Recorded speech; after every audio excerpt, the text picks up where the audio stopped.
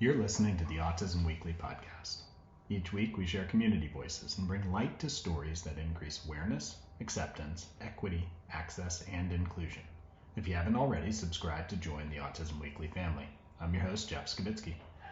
Now trending is a new segment we hope to continue on Autism Weekly. And Dr. Fattal is our first regular guest. We want to talk about current issues affecting the autism community and various solutions being undertaken to improve accessibility for everyone. Dr. Fattal is the founder and CEO at Maraca Learning, a clinician-led autism therapy provider headquartered in Boise, Idaho, as well as a Ph.D. BCBA. He's also a board advisor to a multi-state autism therapy platform where he advises as a subject matter expert in ABA and organizational health. We'd also like to welcome Dr. Kerri Milyko, who serves as the Director of Curriculum Programming at Central Reach, an ABA therapy provider software resource. She and her team create a fully digital, integrated, evidence-based curriculum to service the needs of neurodiverse individuals. Dr. Milyko is also a trustee for the Cambridge Center for Behavioral Studies. For the sake of transparency, we want to tell our listeners that ABS Kids is a customer of Central Reach. Welcome to the podcast. Thanks for having us. Yeah, thanks. I'm excited to be here. I'm excited, but I'm going to temper my excitement just because it's kind of an offbeat issue right now. Is the reason that we're talking about it might not be the reason we should be discussing this. Unfortunately, is that there's been some really challenging rhetoric and threats to providers recently about ABA and the application of ABA. And oftentimes these are misunderstandings. And oftentimes our industry needs to reflect on these issues and have the dialogue, but the rhetoric is stopping us from doing so. And hopefully this starts that conversation. But Kerri, I'd like for you to give me a little bit of a background, if you don't mind. And you've been following this. Yeah. You know the issues. And I'd like for you to kind of give us a little bit of an understanding of, what's going on out there. Sure. And, I think that we need to figure out it's multifaceted, right? And this is a really nuanced conversation. And we have to figure out who our audience is. Are we talking about parents or are we talking about fellow clinicians? Because those two conversations are going to be different. If parents are coming to us and are saying oh man, I'm hearing these things about ABA, then as providers, I think it's really our opportunity to be listeners. Because if we are pushing back, then really that is not a good look for us. I'm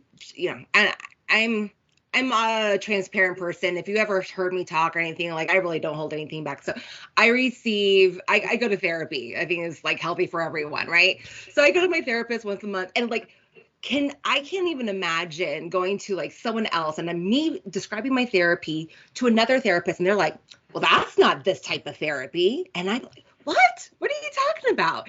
And really invalidating my experience, right? And so I think as BCBAs, we need to, be open. But if we're talking about other fellow clinicians, maybe that is an opportunity where we can be that's not my experience with behavior analysis. We can be a little bit more, right?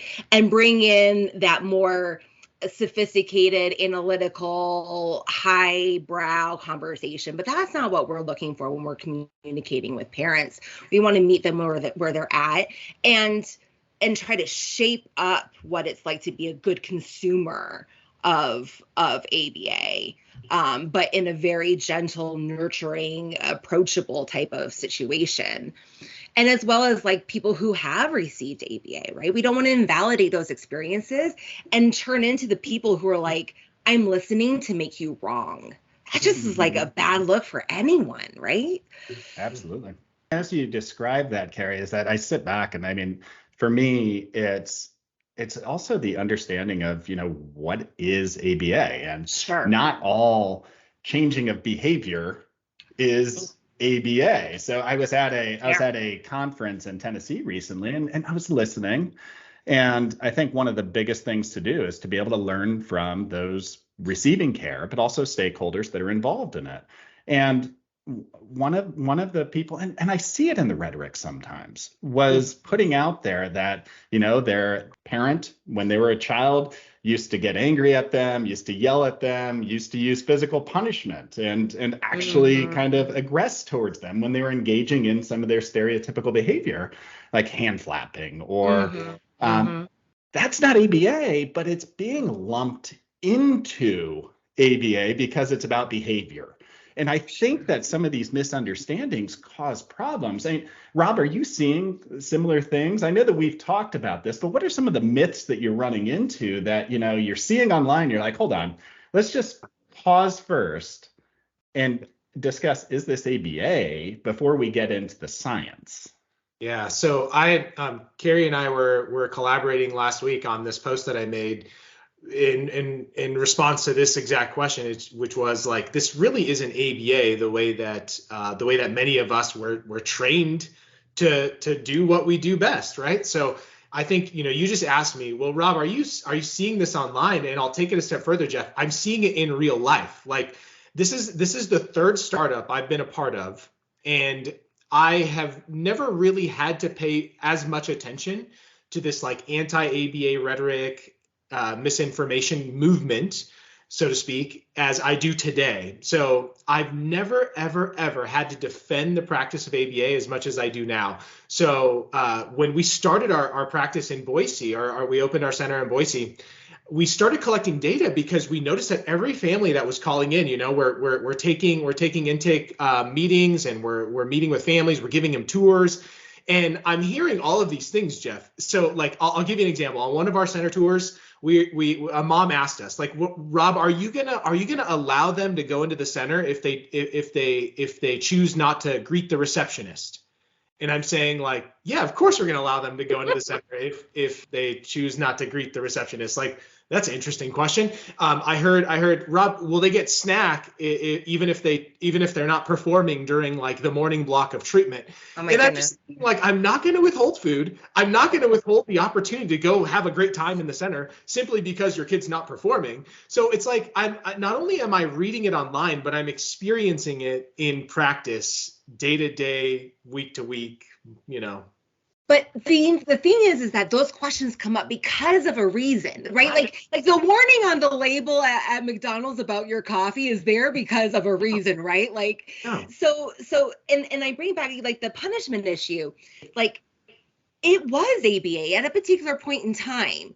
We don't want it to be ABA anymore. We have moved, we've evolved. Our science has grown into being something better and different, right? But in a point in time, it very much was a part of like the practice, right? Yeah. Like that's how behavior was changed and shaped. And there's people who like, there's publications around it and there was practice about it. Like, but we no longer accept it. And our code of ethics is like revising, like, so we have like, and we also need to understand that our industry, like there's the science, there's the field, and then there's the industry. Our industry is an infant. Like we just kind of came out of the womb, really, if you think about it. But we have to understand that like those tendrils are still kind of there. And some of the people who were trained by the people who had those practices still may kind of have a little bit of a leaning. And so I think that like Robbie, like when you mentioned like, well, will they get snack? That could be someone who had a training from someone who utilized punishment, right? So there's like a whisper of that still kind of exists in our field. Yeah. So like the best course is for us to say like, as leaders and as people who really adhere to quality, saying this is not who we want to be.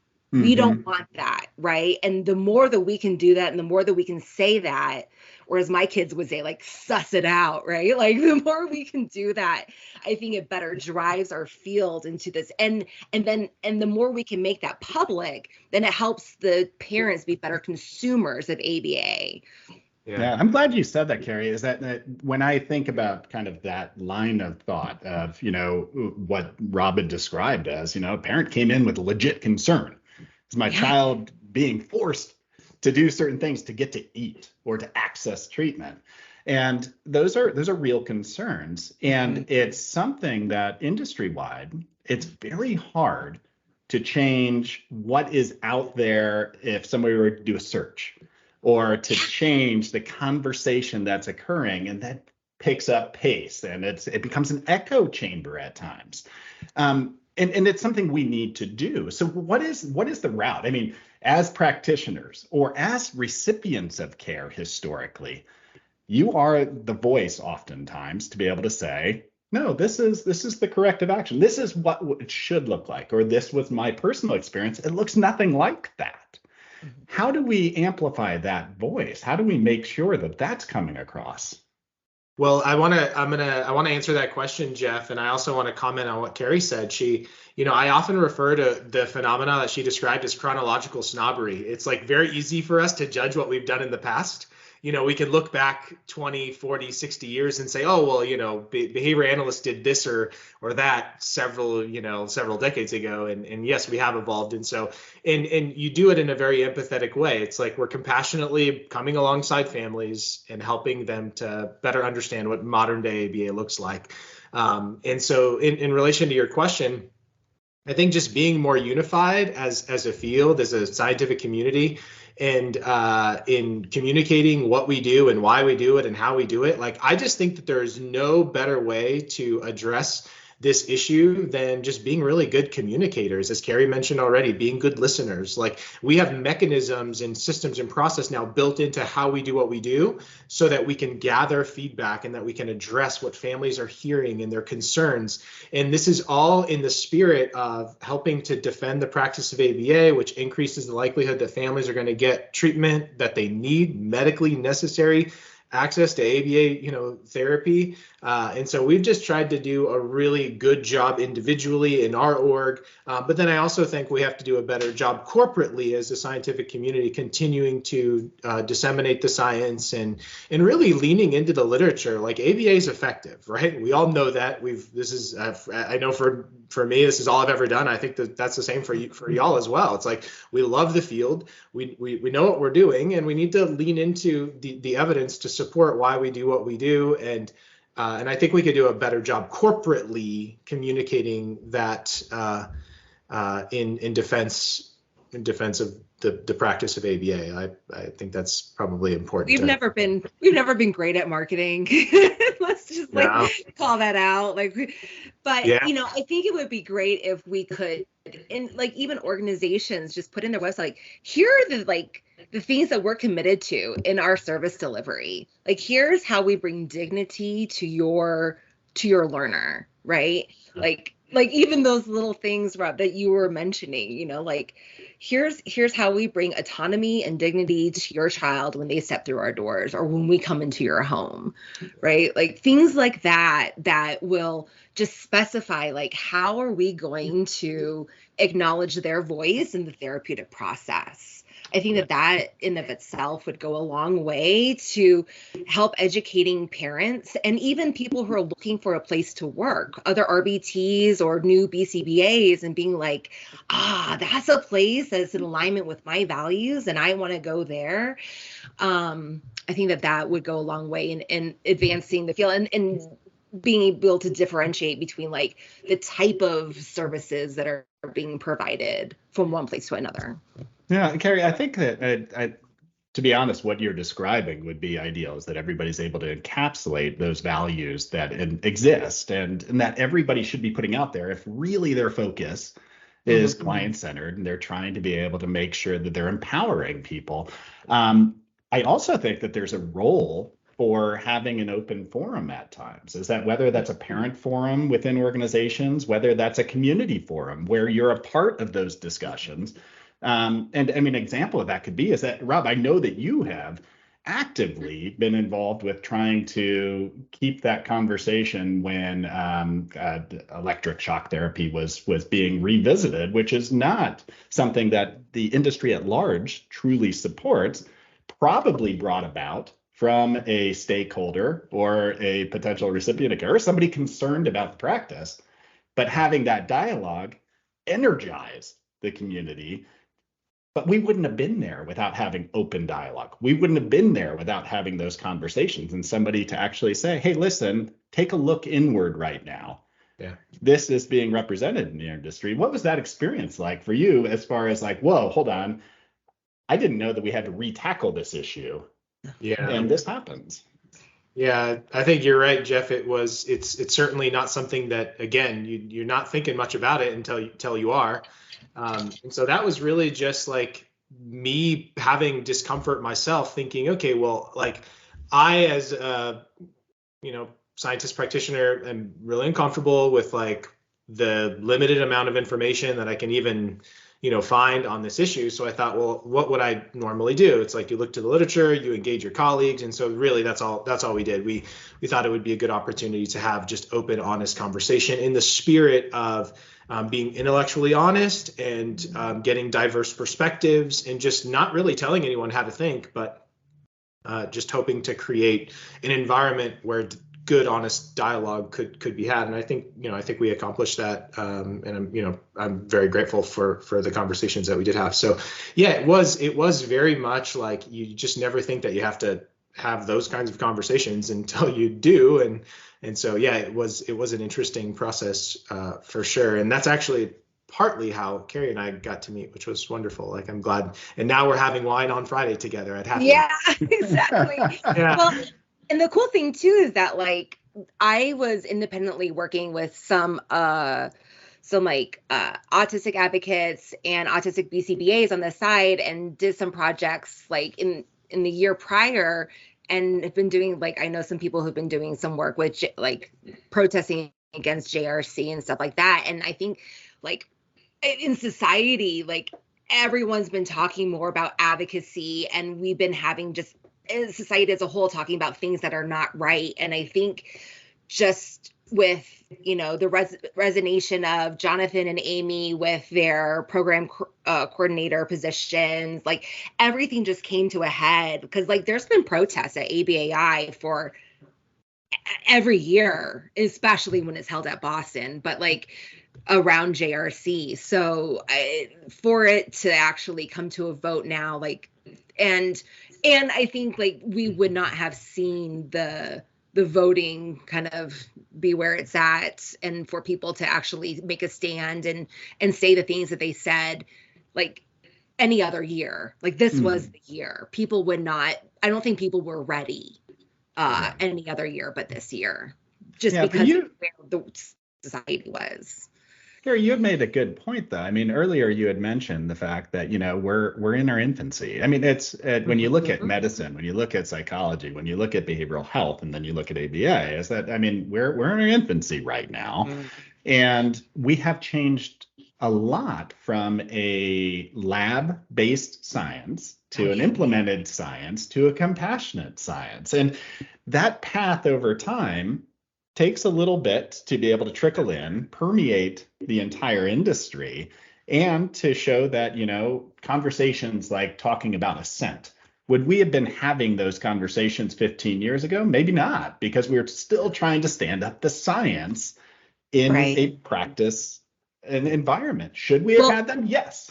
I actually know some people. Well, I attended some talks 15 years ago about assent, but nobody else, like it didn't catch on, right? Wasn't like sex back then. Yeah. It was assent. So Michael Fabrizio, I attended a talk in like 2003, 2004, and it was about assent, and he learned it from Dr. Shala Ali, right? Like, but it didn't catch on, right? Like nobody else was like, and people were like, "What? You're reinforcing escape? That is bonkers, right?" And then they were like, "End of thought, end of story, move on." Like people were not ready to hear it, and even some people right now are not ready to hear it. But the cool thing is, a lot of people are, and so it's like, all right. So for the majority of the people who are ready to move and become more compassionate and have that televisibility with their therapeutic approaches, cool, let's take this and let's move it and let's shift our field into that direction.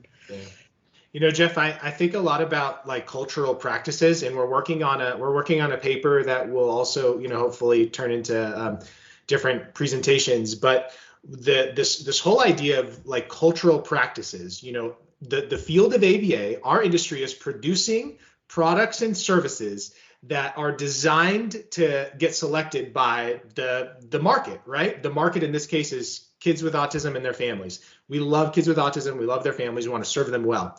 So I think what I'm noticing is this shift in like we're needing to modify the way in which we do what we do, our cultural practices, to better the likelihood that they're going to get selected by the selecting market. If we continue to do things in the way that we did them 15, 20, 30 years ago, I think we're really going to struggle. And now I want to be very clear, like issues of assent that's a fascinating subject to me. And we're going to continue talking about that at another time. I know it, but like that's fascinating because it really does, like assent can in many ways feel very like counterintuitive or counterproductive to the behavior analyst. And I think that there's a lot of ambiguity out there that I think does need to be cleared up, because what I'm noticing now is like behavior analysts aren't really sure, like, well, what do I do with this issue and how do I do what I do? Because I was trained this way and now I'm hearing that I need to do things this way. So that's an area that, like, I think as an industry, we could do better communicating and informing how we do what we do. Again, so cultural practices, if we continue to do things the way that we've done them in the past, they may not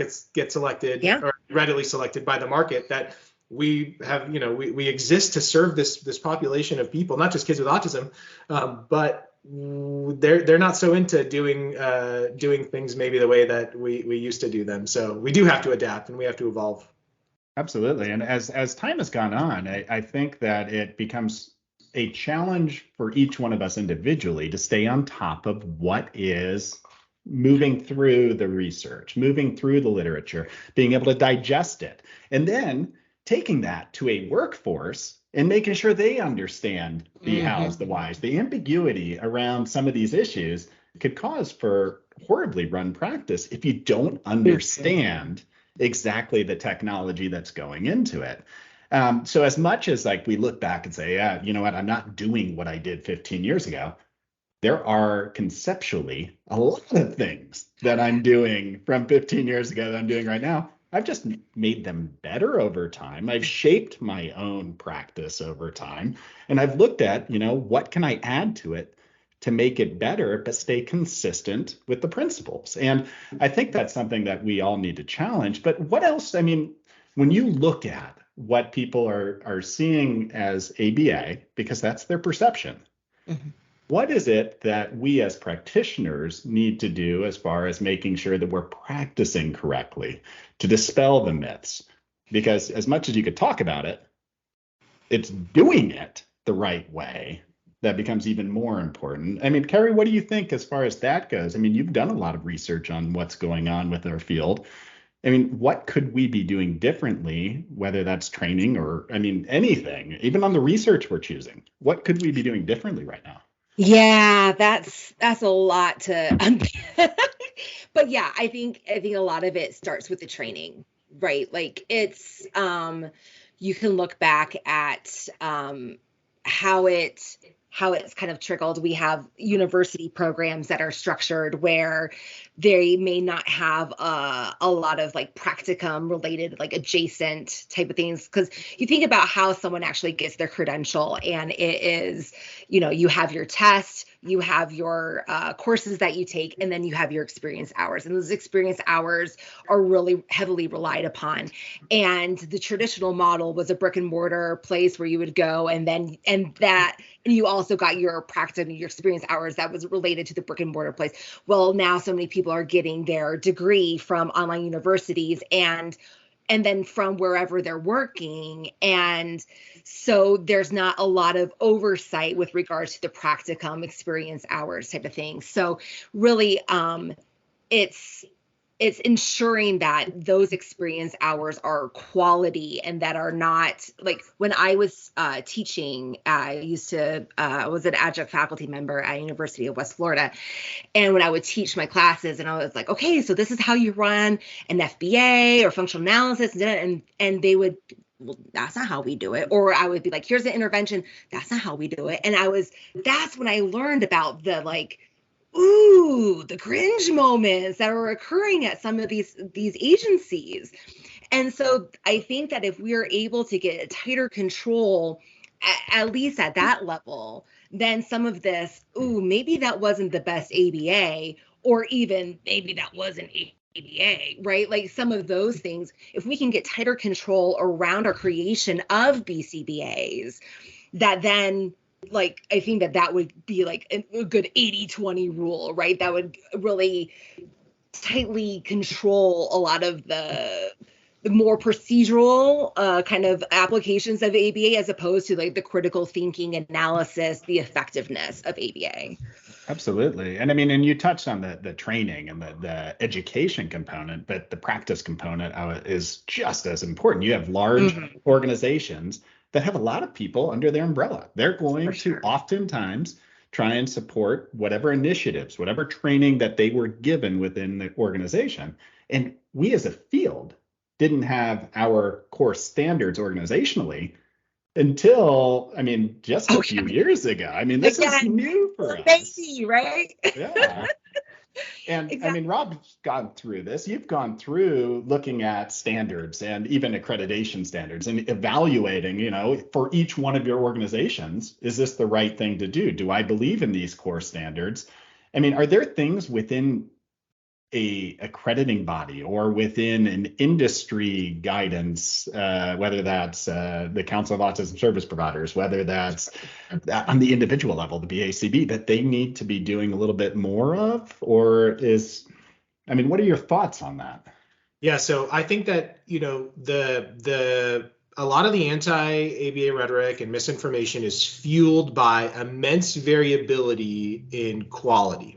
Right? We know that. That's like a root cause of this issue. And unfortunately, it's very catchy, and rightfully so. And the concerns can be very valid. But this is what's considered the fallacy of sweeping generalization. We take one story, we publish it, and then all of a sudden, all of ABA is what happened in this one case in some part of the country. And it's unfortunate, and I hate that happens. So I think that because the anti-ABA rhetoric, misinformation movement has been largely fueled by such variability in quality, then yeah, I would absolutely agree that having like a unified sense of what the standards are, like we certainly need to raise the bar. It's unfortunate, Jeff, that quality in today's ABA is like a competitive advantage, and it shouldn't be. Quality should just be like what we all do, right? Like it's a competitive advantage for me because I'm a quality ABA provider, and it shouldn't be. There should be other things that give me a competitive advantage. So quality should just be like a given. We should all have high quality. We should produce high quality products and services for our families that are entrusting us to serve them well. So I certainly appreciate all of the work that all of the accreditation bodies have done, whether it's, you know, CASP or the others. I also think that, like, this is, you know, one of my colleagues and I, when we were working on a paper over the course of the last, you know, 4 or 5 years, one of the things that we also took away was, hey, you know what, like, organizations shouldn't wait for accrediting bodies to tell them whether or not they're high quality, or, you know, it's like, no, just take the bull by the horns and just do the things that, you know, can increase the likelihood of quality, you know, outcomes for your learners. So I think that, yes, accrediting bodies and the organizations in our industry that are so wonderful at helping us to identify how we should be doing what we're doing, I think that they play a huge part in this. I also think that individual providers can do a lot to continuously improve what they're doing and how they're doing it by collecting data and by responding to those data and putting, you know, initiatives in place or intervening on certain areas where you can be improving. So we just have to be more reflective, collect lots of data, interview your families as often as you can. Like, we exist to produce socially significant outcomes for our families. And yet, you know, I'm sure it's a temptation for many organizations to not even like get the feedback from their families as often as they should. Maybe you get it in an evaluation cycle or an accreditation cycle or something like that. But man, like, you could do so much in terms of listening to your families and then designing organizational like interventions to help improve quality across the org. It's funny that you're having to remind us of this, but it's true. I mean, we talk about this in our management team all the time as far as an industry. It's you know, why is it that the behavioral health industry and ABA specifically is not running more data on on a regular basis. I mean, it's selectively. You have organizations that are doing it and doing it well. They're trying to be able to manage it. They're trying to understand those key factors all the time. But it's taken our industry quite a while to even get to the point where we're aggregating some of this stuff to try and figure out as a whole, okay, where do we need to shift? What have we done well? What haven't we done well? And from that process, I think one thing that I've learned, and I think it's a valid concern from some of those that are saying, you know what, ABA needs to do better here, is on our focused care models, on our care for older adolescents, young adults, and through adulthood, is that we're trying to apply what we learned in early intervention often to that group. It's not right. It's not even close. Yeah. Yeah. So, I mean, it's healthy to have that dialogue and to say, okay, well, let's collect data on that.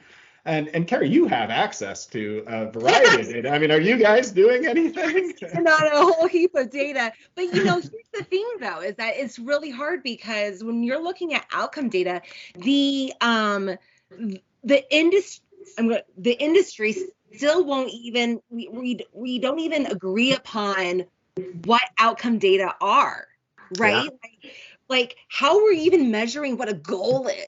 Like there's not even consensus. Like you can even look at within a single organization, and unless the organization is run like a well-oiled machine, like within a single organization, they may not have like an agreed upon definition of what a goal is. So if you are using a learner's progress on goals mastered, then one learner's goals mastered is not going to be equivalent to another learner's goals mastered. Right. So really, like you're just looking at assessment scores. But then if you look within an organization, like, well, how are they using assessments? Right. Are they using assessments as curriculum? Are they using a battery of assessments? Are they incorporating standardized assessments, or are they including any norm reference assessments? Or are they only just criterion based assessments? So it's just like we still need some maturation in our industry for us to really accurately use the data. Like we're like hoarders over here with our data, but for us to use them in a meaningful way to translate into the progress that we've made to indicate effectiveness, we need those data to actually mean something at an aggregate level. And right now they don't really. No, for sure. And I mean, and even looking at it, it just causes confusion at times as far as to those that are looking from the outside in and saying, okay, so how are you evaluating what's occurring, and what are those indicators of prognosis or progress or success? Yeah. Or is it just we need to make sure that we have good indicators of quality practice? And so there's that. But either way, there's data to collect. There's data to look at. There's data to collect, and we're still too much at still too much at the single case design that we don't have any standardization for like group data is what I'm more or less saying. Like we still, there is value and need for a level of standardization for us to get some large end data. Yeah. And I think that holds true. And Rob, you probably, because you manage a variety of BCBAs through your practices historically. But for me, having that data helps me to manage at a regional level, a BCBA level, at an organizational level, to know, hey, where are we missing gaps? Where are we not performing it? Do we need to work harder on training on generalization? Do we need to look a little bit deeper on how we're training our BCBAs to be able to enhance communication skills? You can start to look at that data over time. And then quality of life data. Are we actually getting the feedback from families to know, yeah, my quality of life is better? Did we talk to the actual recipient of care and hear from them? Yes, you empowered me. Like this, I've been able to do A, B, or C because I have these skills now. And now I feel like I can contribute in the way I really want to across. Or are we choosing wrong goals at times? And so, Rob, I mean, you've experienced the same thing I have, I think. But I mean, is that kind of how you've used data historically? Yeah, so historically, that's exactly how we've used it. Since we're a startup, we're still like we don't have access to as much data as I would like. I look forward to the day 5-10 years from now when we can really analyze trends and design interventions based on a larger data set. But on a small level, and this anyone can do this. We just opened our center, Jeff, in March. So if I can do this, anyone can. So I would say like one cultural practice that we've began is administering a quarterly. We've gone through like a quarterly assessment. So every quarter, we just did our first one in the fall of this year, and we administered a number of different surveys, both staff and family surveys. We created, like, this first round was adapted. We used kind of an adapted compassionate collaboration tool that Jessica Rohr and her colleagues just published recently. And so we adapted that survey, we administered it, we added additional questions that were very specific to our practice and how we were doing what we were doing. And we gathered those data, and once the data came in, we analyzed them, we reported on them. Like we're making like what we do very public, because we think that families and other people in the community, our staff, they need to know, like, how did we do, right? Like, did we do well? What are our areas of improvement? And so, yeah, that's exactly how we're doing it, Jeff. We're going through kind of a quarterly process of rigorous kind of evaluation of ourselves. Again, not in the spirit of like, we should be able to improve what we're doing on our own without relying on external bodies and sources. Like I love and appreciate the professional organizations in our field, but I also need to I need to do what I know I need to do for my own organization, because my own organization is very unique and different. And so, yeah, we've been very fortunate to have like gone through, I don't know, that process, and we learned a lot and we made changes as a result. And the most important part of our evaluation of ourselves was our social validity section. Like, are we making a meaningful improvement in the lives of our families?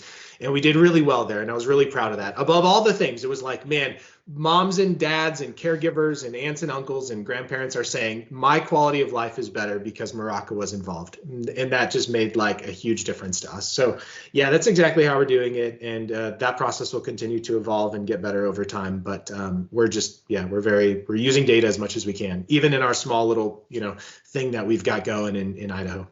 Yeah, and it's going to make a world of difference, and that, and I think I see the same thing for us, is that it makes a lot of difference when you're able to be transparent, show your staff what you're actually seeing, being able to even kind of present at conferences and say, these are flaws that we recognized within our organization, and we were able to fix it because we had that retrospect to sit down and look. So, I mean, I look at a lot of these issues, and it's not something that's going to go away. People are going to have questions. And unfortunately, Rob, you had brought up the fact that, it's the horrific story, the amplified voice on social media that's going to grab all the attention. It's going to drive. It's a threat to an ABA organization that just recently happened. Those things are high alert and everybody's focused on it. But these conversations need to be occurring all the time. And quite frankly, as an industry, we need to have a venue for us to be able to talk about any of the misinformation and for any of the information being able to educate on. But then also hear the recipients of care. Like, we need to have a stakeholder involvement in understanding where the concerns are, because we can't address what we don't consciously know are concerns of others. So, Kerri, you have done, I mean, and you're outwardly vocal about, having transparency, having those discussions, making sure that, we're looking at ourselves inwardly. Where can families go to talk about this? Yeah, that's a really, really good question. I would say, like, finding communities, and like, social media can be both like a great place and a scary place, but finding other people and other parents, as well as, I would say, other autistics who have like lived lived it and know like there are other autistics who have gone through therapy, and like you want to hear all sides. You want to be an informed quote unquote voter, if you will, right? Like so go out there. There's this website that I love called The Thinking Person's Guide to Autism. And it is a blog site that is written by a whole bunch of people around like the idea around autism, as well as many autistics and parents who write about it. And it is chock full of great articles and resources about it, as well as there's another website called Neuroclassic that has a ton of resources as well. Those are places that I would go, but also just like finding your own community. Like there's places like the ARC is national, and finding your own like hub, or if there's one close to you, and finding resources and getting plugged into like the disability community, and finding like what are resources, because also parents need to find like a reprieve. Like you need a break. Like you need to also tap into like what are some resources for yourself to allow yourself to just have an outlet. So like those are some places that I would go and I recommend to parents to just educate yourself, as well as to kind of find a place to just educate, as well as to get away from the scary. Yeah, I appreciate that. I mean, I think that one thing that we have to be careful about is shutting off the voices and not listening to them. And oftentimes, and Kerri, you had mentioned it in the very beginning, is that we have a lot of polarity. We have a lot of, in our society, is that you have somebody will yell something and then you have to pick a side. And it's not healthy to do that. I would say one thing to a family member or a recipient of care or a advocate or an autistic is go and ask the questions. Mm-hmm. Go to somebody who's in the field and say, I heard this. Is this accurate? Or what would you be doing? Or what would you be recommending in this? Because it's that one instance that could turn into a misinformation or turn into something that vitriol has now started. And that's what we want to avoid. We want conversation. We don't want finger pointing, yelling, screaming. We want to be able to talk and understand to make ourselves better. And Rob, as far as practitioner wise, what would you be recommending on this topic? I mean, I want to make sure that everybody has a place to be able to lean on, or to say, on these issues, this is some guidance. How do I work through it? Yeah, that's a great question, Jeff. I would say that practitioners need to lean into their teams for sure. This is not something that any one BCBA can really tackle on their own. I think it's important that you communicate really well and you collaborate with your colleagues. I would say organizations need to be as prepared as they can be to handle these issues and to address the rhetoric, the misinformation. I also think there's another category of information. I think part of this is just real stories that get shared that have valid concerns. So again, I'm not trying to minimize any of those stories. The concerns shared in those stories, I'm sure they're real. And so, I think that just like when you do a functional analysis, Jeff, like you identify the function of the behavior, and then you design the intervention accordingly based on the function, right? I think that we as practitioners and organizations need to do the same thing. It's like, is this rhetoric? If so, this is how I'm going to respond. Is this misinformation? If so, I'm going to respond this way.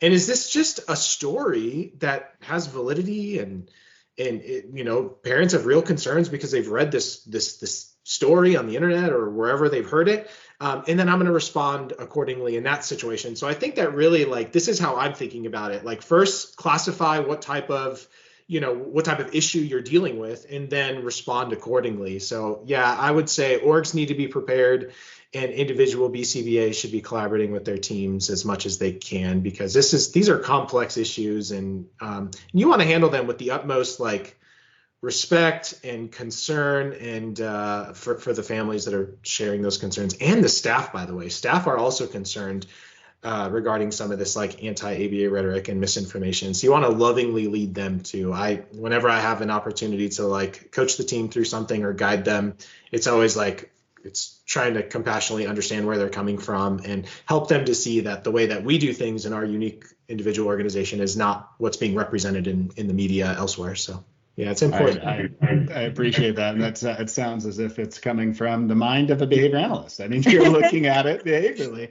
And honestly, it makes me think a lot of the presentations Patrick Friedman used to do, and he's probably still doing them, but about how behavior analytic principles exist everywhere.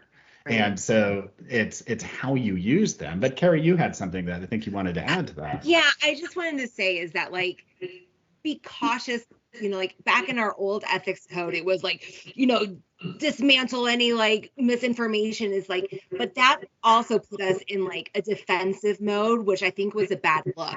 I think when we see some stuff that's out there, if it's like a post and someone's using the term reinforcement wrong, or someone's saying like all ABA is based on punishment or something like that, I think because one thing to know is that like, going against someone else's point of view is just actually, research indicates that it's actually going to allow them to be, it doesn't change that person's point of view. It actually creates them to have like a stronger position of that same point of view. So you may not want to be like, you're wrong in all these ways, but if you feel like you need to post so that other onlookers can be informed, you can just say like, listen, I'm a BCBA and this is what I hold.